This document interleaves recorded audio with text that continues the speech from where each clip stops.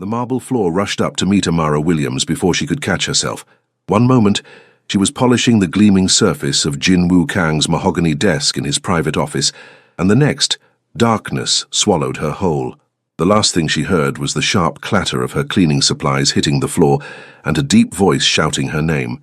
When consciousness returned, she found herself in a private hospital room with cream-colored walls and the antiseptic smell of expensive healthcare. Her employer stood at the foot of her bed, his perfectly tailored black suit, a stark contrast to the clinical white surroundings. Jin Woo Kang, billionaire businessman, her boss for the past 8 months, and unbeknownst to the world, the ruthless leader of one of the most powerful Korean crime organizations on the East Coast. Dr. Sarah Mitchell entered with a clipboard, her expression professional but warm. Ms. Williams, congratulations. You're approximately 8 weeks pregnant. The words hung in the air like a death sentence. Amara's hands instinctively moved to her flat stomach, while her mind raced backward, counting weeks, remembering. Her eyes slowly lifted to meet Jin Woo's penetrating gaze. His voice was dangerously quiet when he spoke, each word measured and deliberate. Is that child mine? 8 months earlier, Amara Williams had stood in front of the towering glass mansion in the affluent hills of Los Angeles, a worn duffel bag clutched in sweating palms. The job posting had been simple: live-in housekeeper for a private estate, competitive salary, housing included. What it hadn't mentioned was that the estate belonged to one of the most dangerous men in California. She was desperate. Her 7-year-old son Elijah needed stability. Her younger sister Maya needed tuition money for college, and Amara needed to disappear from her past. This job was her lifeline, even if she didn't know yet just how deep the water really was. Mrs. Park, the head housekeeper, had greeted her with a stern face and exacting standards. Mr. Kang values privacy above all else. You clean, you keep your head down, you ask no questions. The East Wing is off-limits. His office is off-limits unless you're specifically called to clean it. Understand? Amara had understood perfectly. She'd worked enough wealthy households to know the drill. Rich people had secrets, and poor people who wanted to stay employed didn't pry. For 2 weeks she'd managed to avoid Jin Woo Kang entirely. She saw evidence of him everywhere. The expensive suits returned from the dry cleaner, the imported Korean groceries in the kitchen, the faint scent of his cologne in the hallways, but the man himself remained a ghost. She cleaned in the early mornings before he woke, and in the late evenings after he left for whatever mysterious business occupied his nights. Then came the night that changed everything. It was nearly midnight when Amara heard the commotion. Voices, angry, urgent, echoed from the East Wing. Against every instinct and Mrs. Park's explicit instructions, she moved toward the sound. Not from curiosity, but from something deeper. The voices were raised, and beneath them, she heard something that made her blood run cold. A child crying. She rounded the corner and froze. 3 men in dark suits stood in the hallway, and between them, a small Korean boy, no older than 6, sobbed quietly. Blood trickled from a cut on his forehead. The men were arguing in rapid Korean, seemingly oblivious to the terrified child. Amara didn't think. She simply moved. Years of motherhood had hardwired her response to a child's distress. She pushed past the startled men and dropped to her knees in front of the boy. "Hey, sweetheart," she whispered gently, her voice the calm in the storm. "Let me see that cut, okay? You're going to be just fine." The boy looked up at her with wide, terrified eyes, then threw his arms around her neck. Amara held him close, one hand cradling his head, the other reaching into her pocket for the clean handkerchief she always carried for Elijah. "What the hell is this?" The voice cut through the hallway like a blade. Amara looked up to find Jin Woo Kang standing in the doorway of his office, and for the first time she understood why men feared him. He was tall, his presence commanding the space effortlessly. Dark hair perfectly styled, sharp eyes that missed nothing, and a tailored suit that probably cost more than her entire year's salary. But it was the cold fury radiating from him that made her breath catch. The men immediately stepped back, heads bowed. One began speaking rapidly in Korean, explaining, apologizing. Jin Woo's gaze never left Amara, who still knelt on the floor with the boy in her arms. "You," he said, switching to English, his accent refined but present. "Who are you?" Amara lifted her chin, meeting his stare despite her trembling hands. "Amara Williams. I'm one of your housekeepers, Mr. Kang. This child is hurt." Something flickered across his face. Surprise, perhaps, that she'd spoken to him so directly. He moved forward with the fluid grace of a predator, his attention shifting to the boy. When he spoke again, his voice had softened fractionally. "Minho, come here." The boy's grip on Amara tightened. She looked down at him, then back at Jinwoo. "He's scared," she said quietly. "Whatever happened tonight frightened him. Maybe give him a moment." The hallway went silent. The suited men looked horrified that a housekeeper would dare instruct their boss, but Jinwoo simply stared at her, his expression unreadable. Finally, he crouched down to their level, bringing himself eye to eye with the child. "Minho," he said gently in English, "this kind lady is right. You're safe now. Let her clean your cut, and then we'll talk about what happened, okay?" The boy nodded slowly. Amara carefully cleaned the wound, superficial, thankfully, while Jinwoo watched every movement. His scrutiny should have made her nervous, but she was too focused on the child to care. "There," she said softly, securing a small bandage she'd grabbed from the nearby bathroom. "All better. You're very brave." Minho managed a small smile before Jinwoo gently guided him toward one of the men, instructing them in Korean to take the boy to a room and stay with him. Once the child was gone, Jinwoo stood, and Amara scrambled to her feet, suddenly aware of how improper this entire situation was. "My office. Now." Amara's heart hammered as she followed him into the forbidden East Wing. His office was exactly what she'd expected. Massive, intimidating, expensive.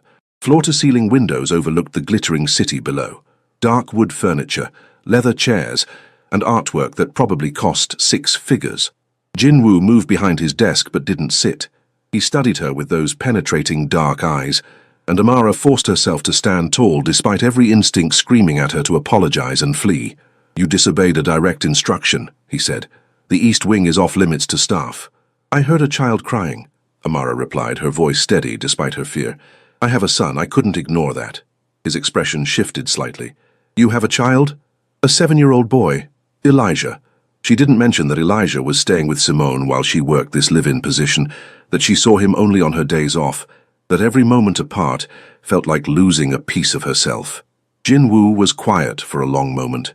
Then, unexpectedly, he said, "You weren't afraid." "Of what?" "Of me, of my men, of the situation you walked into." His head tilted slightly, genuine curiosity coloring his tone. "Most people in your position would have turned and run." Amara met his gaze directly. "I was terrified, but that child needed help more than I needed safety." Something in his expression softened, just for a heartbeat. Then it was gone, replaced by his usual mask of control. "Minho is my cousin's son. His father was killed 3 days ago. The boy witnessed it." The words hit Amara like a physical blow. She thought of Elijah, of how devastating it would be for him to lose her. "I'm so sorry," she whispered. Jinwoo's jaw tightened. "He has no one else. I'm his guardian now." He paused, and when he spoke again, his voice carried an edge of something she couldn't quite identify. "He needs stability, someone who can care for him while I handle business." Amara's breath caught as she realized where this was heading. "You're good with children," Jinwoo continued. "Minho responded to you in a way he hasn't responded to anyone since his father's death. I'm offering you a new position, personal assistant and caretaker for Minho. Triple your current salary. Your son can live here with you." The offer was too good to be true, which meant there had to be a catch. Amara's mind raced. "What exactly does your business entail, Mr. Kang?" A ghost of a smile touched his lips. "Nothing you need to concern yourself with. You take care of Minho, you take care of the household, and you keep your eyes and ears closed to everything else. Can you do that?" She should say no. Every rational part of her brain screamed that this man was dangerous, that getting closer to whatever world he inhabited was a terrible idea. But then she thought of Elijah's face when she told him they could finally live together again. She thought of Maya's college fund that never seemed to grow. She thought of the chance to give her son the stability he deserved. "I can do that," she said quietly. Jinwoo extended his hand. When she shook it, his grip was firm, warm, and sent an unexpected jolt through her system. "Welcome to your new position, Ms. Williams." What neither of them knew as their hands met in that moment was that fate had just bound them together in ways that would shatter both their carefully constructed worlds. Because in 8 months Amara would collapse in Jinwoo's office, and a doctor would reveal a secret that would force them both to confront feelings they'd spent months denying. But that night would come later. For now, Amara Williams had just made a deal with the devil, and she didn't even know it yet. 3 months into her new position, Amara had learned to navigate the strange duality of Jin-Woo Kang's world. By day, she was a mother and caretaker, watching over both Elijah and Minho as they slowly became inseparable friends. By night, she glimpsed shadows of the other life her employer led, the late-night meetings, the men in dark suits, the hushed conversations in Korean that ceased whenever she entered a room. She'd also learned, against her better judgment, to see Jin-Woo Kang as something more than just her employer. It happened in small moments. The way his entire demeanor softened when Minho ran to him with a drawing from school. The morning she'd found him asleep at his desk, exhaustion etched into every line of his face, and she'd quietly draped a blanket over his shoulders. The time Elijah had been sick with fever, and Jin-Woo had personally driven them to his private physician at 3 in the morning, refusing to let her take a cab. "You're staring again," Simone had teased during one of her visits, watching as Amara's gaze followed Jin-Woo crossing the garden with both boys. "I'm not staring," Amara had protested, but even she didn't believe herself.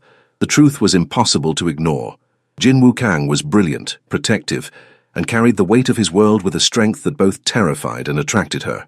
And lately she'd caught him watching her too, his dark eyes tracking her movements with an intensity that made her pulse race. Everything changed on a Friday night in early autumn. Jin-Woo had a business dinner, the kind where Amara knew better than to ask questions, and she'd put both boys to bed before retreating to her room. She was folding laundry when her phone rang. "Ms. Williams." Junho's voice was tight with controlled urgency. "We have a situation. Mr. Kang needs immediate assistance." Her heart stopped. "What kind of situation?" "I'm sending you a location. Come alone. Tell no one." The line went dead. Amara's hands trembled as she called Mrs. Park to watch the sleeping boys, then drove to the address Junho had sent. It led her to a warehouse district she'd never been to, where shadows stretched long and every instinct screamed at her to turn around. Junho met her at the entrance, his usual composed expression cracked with worry. "He's inside. He won't let anyone else near him." "What happened?" "He was stabbed. It's not life-threatening, but he needs medical attention and he's refusing to go to a hospital." Junho's jaw tightened. "He asked for you specifically."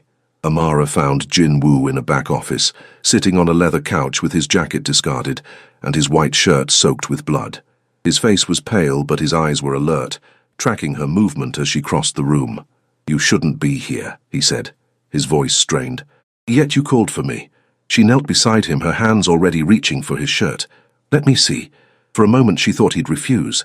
Then he leaned back, allowing her to carefully peel the fabric away from the wound. It was a deep gash across his ribs, still bleeding but not arterial. Junho had been right, not life-threatening if treated properly. "This needs stitches," she said firmly. "No hospitals." "Then you need a private doctor." She met his gaze, refusing to back down. "This isn't something I can handle with a first aid kit." Jin-Woo's hand caught her wrist, his grip gentle despite his condition. "Stay," he said quietly. "Just stay until the doctor arrives. Please." The please undid her. She nodded, settling beside him and pressing clean gauze to the wound. Junho disappeared to make calls, leaving them alone in the dimly lit office. "What happened?" Amara asked softly. "A disagreement with a business rival." Jin-Woo's lips quirked in a humorless smile. He made his point. "This is what you do," she said. Not a question, but a statement of dawning understanding. "This is the business you handle." "Yes." He didn't elaborate, didn't make excuses. "Does that frighten you?" Amara considered lying, then decided he deserved honesty. "Yes, but not in the way you might think." She adjusted the pressure on his wound, her fingers steady. "I'm frightened of what could happen to Minho if he loses you too. I'm frightened of what could happen to my son if I'm connected to your world, but I'm not frightened of you." His free hand rose to cup her face, his thumb brushing her cheek with unexpected tenderness. "You should be. Everyone else is." "Maybe that's the problem," she whispered. "Maybe you need someone who isn't." The space between them contracted. Amara could feel his breath on her lips, could see the conflict warring in his eyes. Every logical part of her brain screamed that this was wrong, dangerous, impossible, but her heart, her treacherous heart, wanted him to close that final distance. Jin-Woo leaned forward, his lips barely brushing hers in a kiss that was more question than answer. Amara responded without thinking, her hand sliding from the gauze to his jaw, careful not to hurt him, but unable to pull away. The kiss deepened, becoming something desperate and real. His hand tangled in her hair while hers pressed against his chest, feeling his heartbeat thundering beneath her palm. In that moment, Nothing else existed. Not his dangerous world, not her better judgment, not the 1,000 reasons this could never work. The sound of approaching footsteps broke them apart. By the time Junho returned with a small, professional-looking man carrying a medical bag, Amara was standing at a respectable distance, her hands clasped to hide their trembling. "Doctor." "Mitchell," Jinwoo greeted, his voice remarkably steady for a man who'd just been kissing his employee. "Thank you for coming on short notice." The doctor, a woman in her 40s with kind eyes and capable hands, assessed the wound quickly. "You're lucky. A few inches to the left and we'd be having a very different conversation. I can stitch this here, but you'll need to rest for at least a week. No strenuous activity." As Dr. Mitchell prepared her supplies, Jinwoo's gaze found Amara's across the room. The intensity in his eyes made her breath catch. Whatever had just happened between them couldn't be undone. The line they'd carefully maintained for 3 months had been crossed, and there was no going back. Later, as Junho drove them back to the mansion in tense silence, Jinwoo reached across the seat and took her hand. He didn't say anything, didn't make promises or apologies. He just held her hand, his thumb tracing circles on her palm.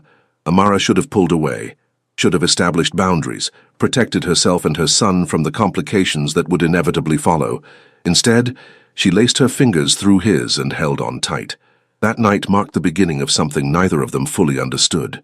In the weeks that followed, their relationship shifted into uncharted territory. Stolen moments became commonplace. His hand at the small of her back as they watched the boys play, her fingers brushing his as she handed him his morning coffee, late-night conversations that stretched until dawn. They didn't speak about what was happening between them.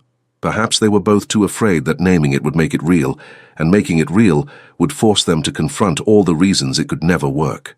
5 months later, Amara would collapse in his office, and the secret growing inside her would force everything into the light.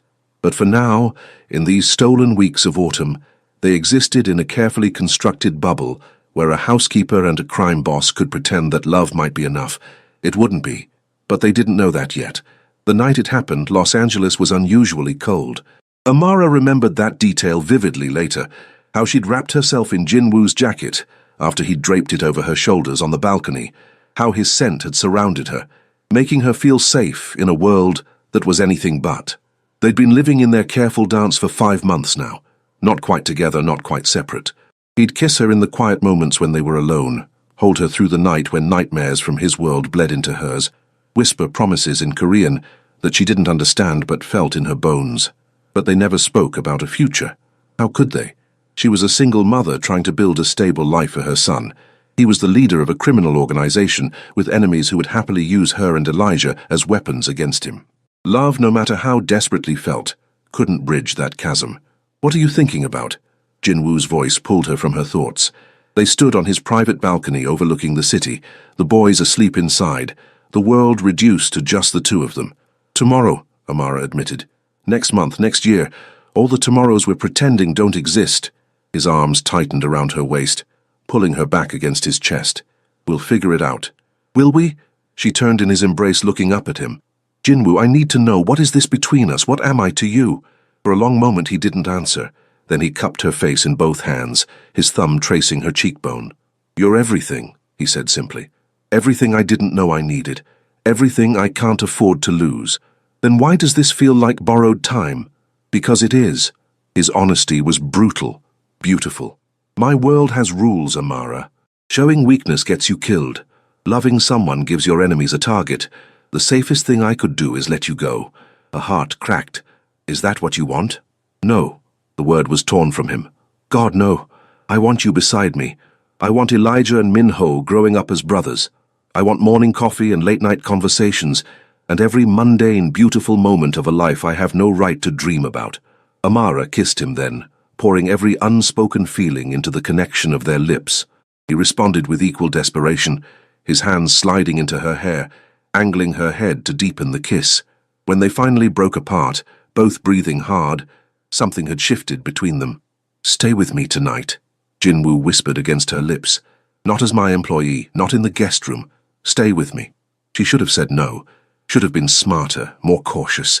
Instead, she nodded and let him lead her inside, let him make promises with his body that his position in life wouldn't allow him to make with words. That night changed everything. though neither of them realized it until weeks later, when Amara stood in a bathroom staring at two pink lines that would shatter their carefully maintained distance. But before the pregnancy test, before the collapse, before the hospital revelation, there was the threat that had been circling them for months, finally ready to strike. His name was Victor Petrov, and he'd been Jinwoo's rival for years. Where Jinwoo maintained a code, no drugs, no human trafficking, no unnecessary violence, Victor had no such qualms. Their territories had been clashing for months, small skirmishes that Jinwoo had expertly diffused, until Victor discovered Jinwoo's weakness. It happened on a Wednesday morning. Amara was walking Elijah and Minho to the car for school when a black sedan pulled up. Before she could react, men poured out, and Junho was shouting. And then she was being shoved toward the mansion while gunfire erupted behind her. Security locked down the house. The boys were terrified, and Amara held them both, whispering reassurances she didn't believe while her heart hammered against her ribs. When Jinwoo finally appeared, his face was a mask of cold fury. "They were sending a message," Minjun reported grimly. "Petrov wants to meet. He says he has information about Ms. Williams." Amara's blood ran cold. "What information?" Jinwoo's jaw was granite. "It doesn't matter, he's not getting near you." But it did matter. 2 days later, a package arrived at the mansion. Inside were photographs. Amara walking Elijah to school, shopping at the grocery store, sitting in the park with Simone. Every moment of her life documented and catalogued. The message was clear. Victor could reach her any time he wanted. "You need to leave," Jinwoo said that night, his voice hollow. "Take Elijah and disappear. I'll provide money, new identities, whatever you need." "No." "Amara, no!" She grabbed his hands, forcing him to look at her. "Running won't solve this. He'll still use me to get to you, whether I'm here or across the country. The only solution is to end this. I can't risk you." "I won't. And I can't run from every threat." Her voice softened. "Jinwoo, I chose this. I chose you. Let me stand beside you, not behind you." The conflict on his face was painful to witness. Finally, he pulled her into his arms, holding her so tightly she could barely breathe. "If anything happens to you, it won't." She pressed her lips to his jaw. "We'll figure this out, together." But fate, it seemed, had other plans. Because 3 weeks later, as Amara was cleaning Jinwoo's office, a wave of dizziness swept over her.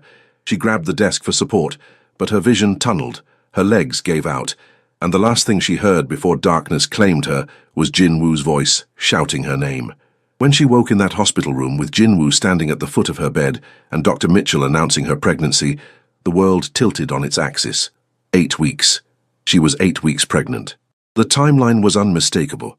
This child had been conceived that night on the balcony, when they'd stopped pretending they could keep their distance, when they'd given in to everything they'd been fighting.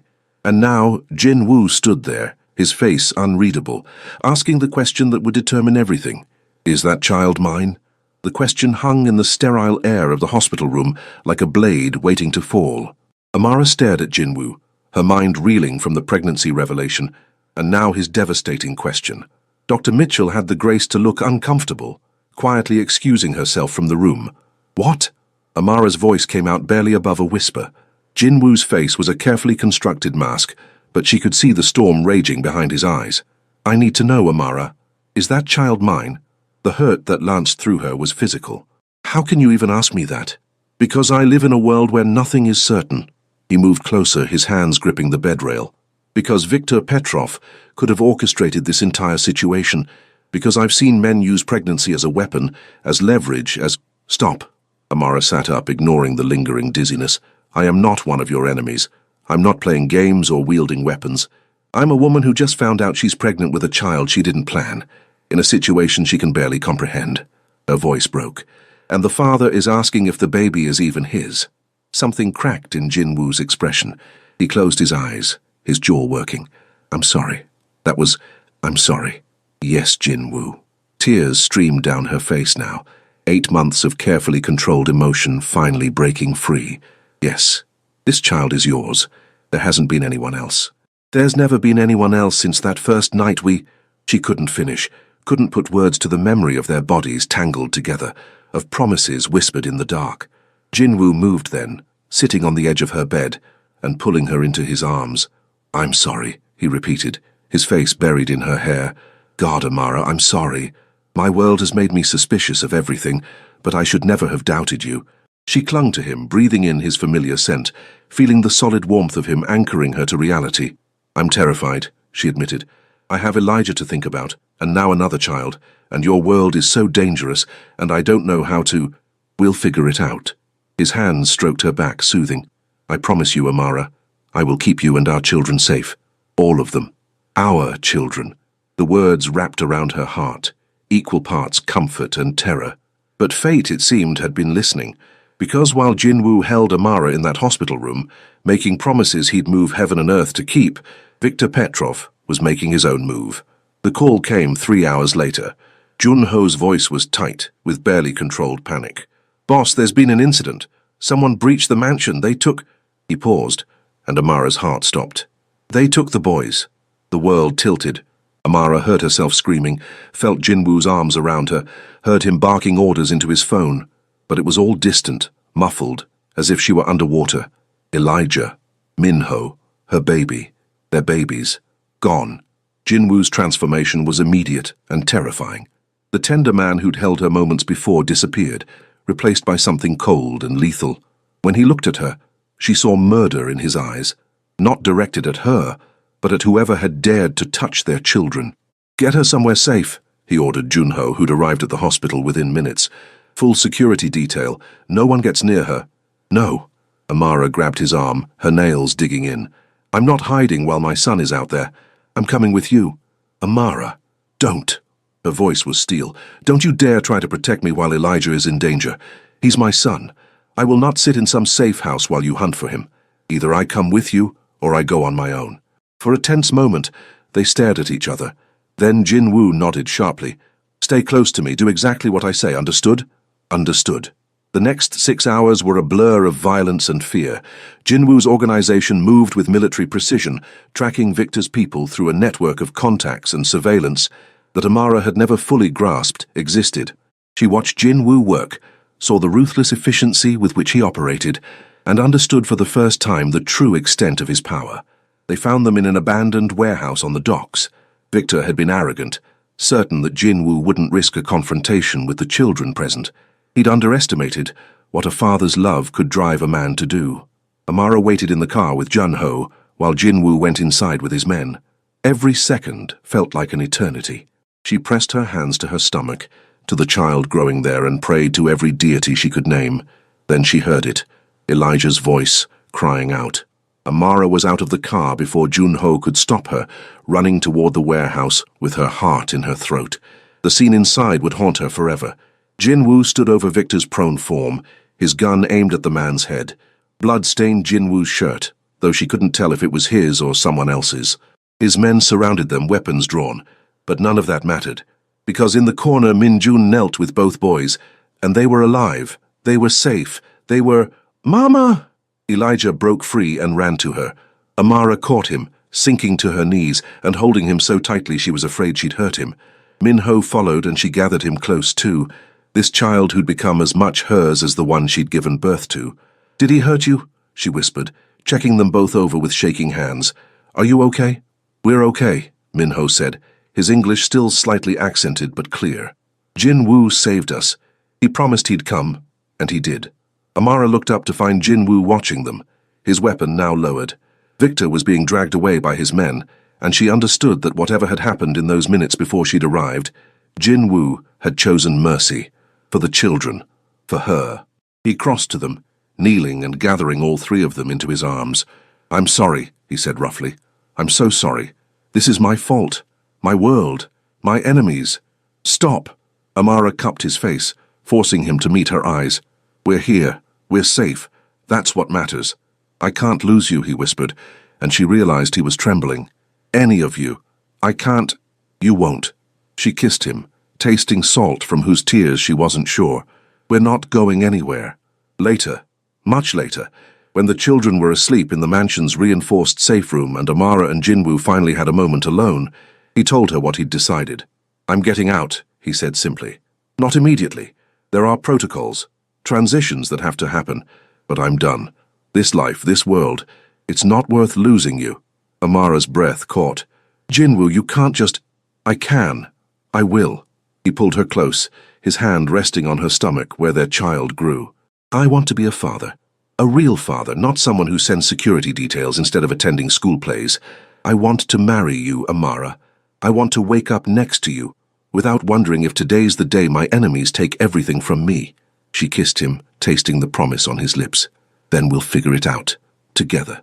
6 months later, Amara Williams stood in front of a full-length mirror, her hands resting on her rounded belly. The baby, their daughter as the ultrasound had revealed, kicked against her palms, strong and insistent. "You almost ready?" Jinwoo appeared in the doorway, and Amara's breath caught at the sight of him. He wore a perfectly tailored suit, but there was something different about him now. The hard edges had softened, the constant vigilance had eased. He looked, she realized, happy. Almost. She turned, and he crossed to her immediately, his hands replacing hers on her stomach. "She's active today," he murmured, a smile playing at his lips when their daughter kicked particularly hard, already strong like her mother, or stubborn like her father. The past 6 months had been a whirlwind of change. True to his word, Jinwoo had begun the process of extracting himself from his organization. It hadn't been easy. There were traditions, protocols, negotiations with allies and enemies alike. But Min Jun had stepped up to assume leadership, and slowly, carefully, Jinwoo had transitioned from mafia boss to legitimate businessman. They'd relocated from Los Angeles to a quieter city, bought a house with a backyard where Elijah and Min Ho could play. Jinwoo had enrolled in business courses, using his considerable intelligence and strategic mind in legal ventures. The mansion sat empty now, a monument to a life he'd left behind. It hadn't been without cost. There were people in his old world who viewed his exit as betrayal, who tested his resolve with threats and provocations. But Jinwoo had made his choice, and he defended it with the same ruthless efficiency he'd once used to expand his territory. "The boys are getting restless," Jinwoo said, pressing a kiss to her temple. "Simone's threatening to let them eat cake before dinner if you don't come down soon." Amara laughed. "Then I suppose we should head down before my sister corrupts our children completely." Our children. The phrase still sent warmth through her chest. Elijah had taken to calling Jinwoo Dad about 3 months ago, and the first time it happened, she'd watched Jinwoo's composure crack completely. He'd knelt in front of her son and promised to be the father Elijah deserved. Min Ho had thrived in their new life. The trauma of losing his father was still there, would always be there, but he'd found stability in their makeshift family. He called Amara Mom now, in that careful way children had when testing if love was real. She took Jinwoo's offered hand and let him help her navigate the stairs. Pregnancy had made her ungainly, but he never made her feel anything less than beautiful. They descended to find their living room transformed. Simone and Maya had outdone themselves. Streamers in pink and gold draped across the ceiling. A banner reading Baby Girl Kang hung over the fireplace. Friends and family milled about. Junho, who'd remained Jinwoo's closest friend despite the changes. Mrs. Park, who'd followed them to their new home. Dr. Mitchell, who'd become not just their physician but a trusted confidant. But the most important people were the 2 boys who came running the moment they spotted them.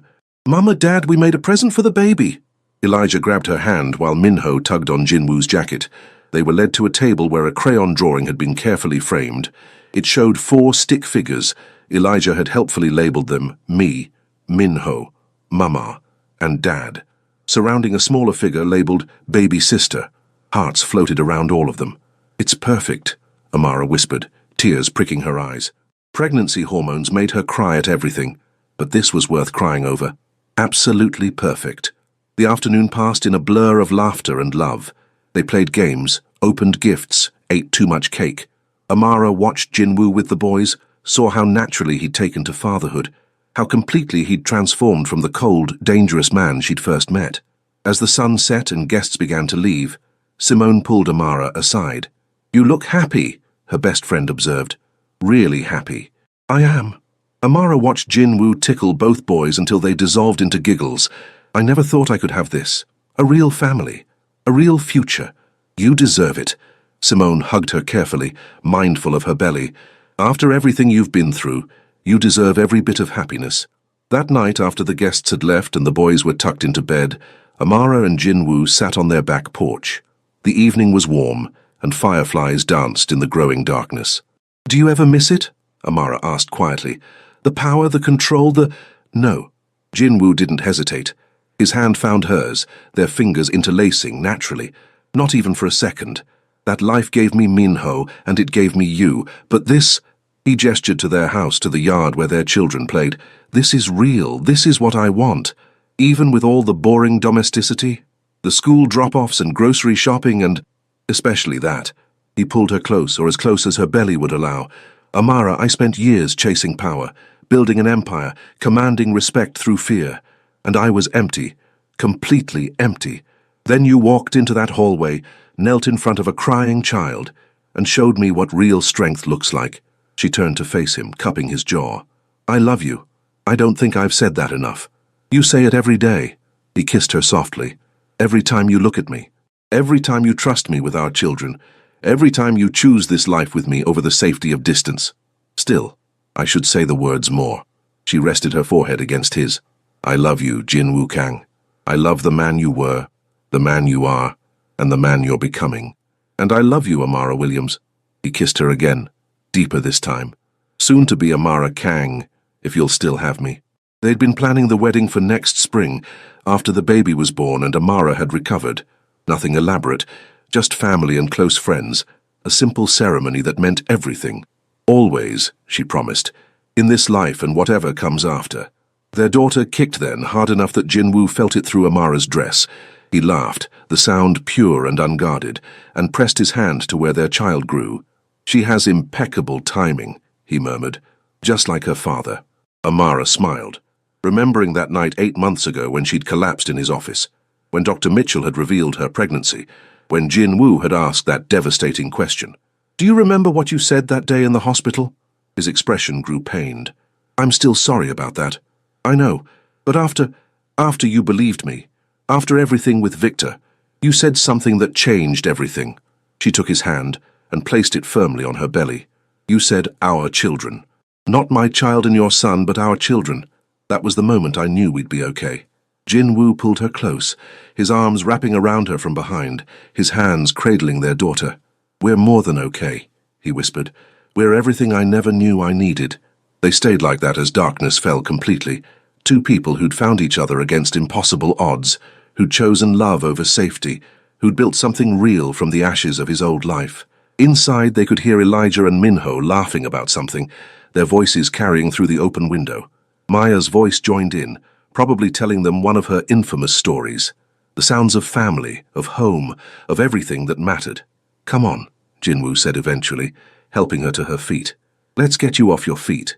Doctor's orders." "Since when do you follow doctor's orders?" Amara teased.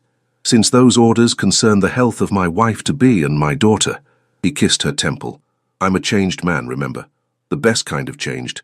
They walked inside together, into the warmth and light of their home, into the laughter of their children, into a future that had once seemed impossible, but now stretched before them, bright and full of promise. 3 weeks later, on a quiet Tuesday morning, Amara went into labor. Jinwoo held her hand through every contraction, whispered encouragement in both English and Korean, and cried when their daughter finally entered the world. She was perfect. 10 fingers, 10 toes, a head full of dark hair, and her father's intense eyes. When Jinwoo held her for the first time, Amara watched something shift in him, the final piece of his transformation falling into place. "She's beautiful," he breathed, completely entranced, just like her mother. When Elijah and Minho arrived with Maya and Mrs. Park, their faces lit up at the sight of their baby sister. Both boys crowded around, gently touching her tiny hands, making promises about all the things they'd teach her. "What's her name?" Elijah asked, his voice hushed with awe. Amara and Jinwoo exchanged a look. They'd discussed names for weeks, considering options from both their cultures, wanting something that honored their daughter's heritage. "Grace," Jinwoo said softly. "Grace Ji Woo Kang." "Grace," Amara repeated, smiling through happy tears. "It's perfect, because Grace was exactly what their love story had been. Unearned, unexpected, and absolutely transformative. Grace had brought a Mafia boss to his knees. Grace had given a struggling single mother a family beyond her wildest dreams. Grace had taken 2 broken people and made them whole. That night, after their visitors had left and baby Grace slept peacefully in her bassinet, Jinwoo climbed into the hospital bed beside Amara. It was against regulations, but one look from him had convinced the nurses to look the other way.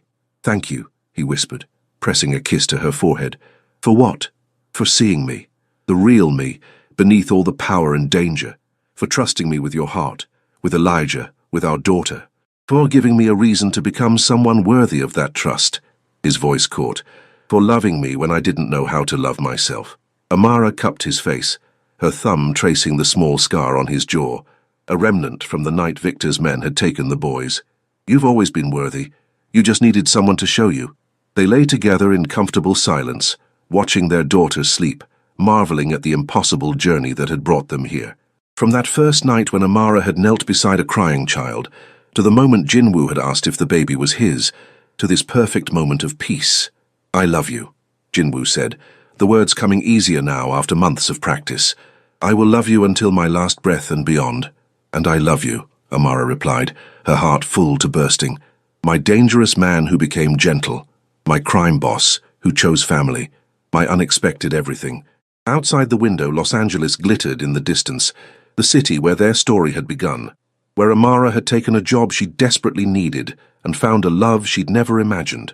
Tomorrow they'd return to their new home, to Elijah and Minho, eagerly waiting to help with their baby sister. They'd continue building their life, brick by careful brick, moment by precious moment. But tonight, they were simply this, a family, imperfect, unconventional, but unbreakably bound by love. And that was more than enough. That was everything. 2 years later, Amara Kang stood in the doorway of their backyard, watching her husband push Grace on her swing, while Elijah and Minho played soccer nearby. The spring sun cast everything in golden light, and for a moment she simply breathed in the perfection of it all. They'd been married for 18 months now, a small ceremony in their garden, with only those who mattered most. Elijah had been Jinwoo's best man, solemn and proud in his little suit. Minho had walked Amara down the aisle, his hand tight in hers. Grace had been the flower girl, toddling along and throwing petals with enthusiastic abandon. Jinwoo's business ventures had flourished. Turns out the strategic mind that had once built a criminal empire was equally effective in legitimate enterprise. He'd started a security consulting firm, using his unique expertise to help businesses protect themselves. It was honest work, and it made him happy. Amara had gone back to school, was finishing her degree in social work. She wanted to help other single mothers, wanted to offer them the same kind of second chance she'd been given. Jinwoo supported her completely, adjusting his schedule to be home with the children when she had classes. The boys were thriving. Elijah excelled in school, his natural intelligence finally getting the support it needed. Minho had found his passion in music, and the house was frequently filled with the sound of him practicing piano. They were brothers in every way that mattered, bound not by blood, but by choice and love. And Grace, their miracle, their unexpected blessing, was growing into a force of nature. She had her father's determination and her mother's compassionate heart, and she ruled their household with tiny fists and an infectious giggle. "Mama, watch me!" Grace called out, and Amara watched as Jinwoo pushed her higher, both of them laughing. Jinwoo caught Amara's eye across the yard and smiled, that real, unguarded smile he saved only for their family. He mouthed 3 words, "I love you."